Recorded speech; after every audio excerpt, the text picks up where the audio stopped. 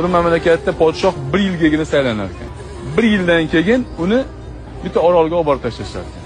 Doimiy holatda shu ish takrorlanar ekan. Bir kuni bitta podshohni muddat tugagan orolga olib borib tashlab qaytib kelishayotsa, bir kema talofatga uchragani bir daraxt to'singa bir yigit osilib kelayotgan ekan. Hali yigitga aytishdi, biz seni qutqarib olamiz, bitta sharti bor, bizga shoh bo'lasan, 1 yildan keyin seni shu orolga olib kelib tashlaymiz. Yigit rozi bo'ldi. Shoh bo'lgan 3-kuni borib orolni men tomosha qilaman dedi.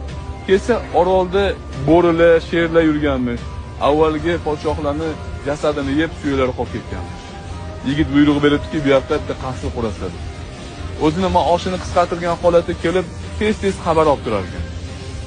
Muddati tugagan kuni uni ham yigit ham chiroyli kiyintirishadi, atir bilan sepishadi, shahar aylantirib orolga olib borib qo'yadi. Hamma shohlar xafa bo'lgan bo'lsa, yigit xursand bo'lgan holatda ketadi. Chunki u boradigan orolini obod qilib qo'ygan bo'ladi. Shoh bu sizlar bilan man.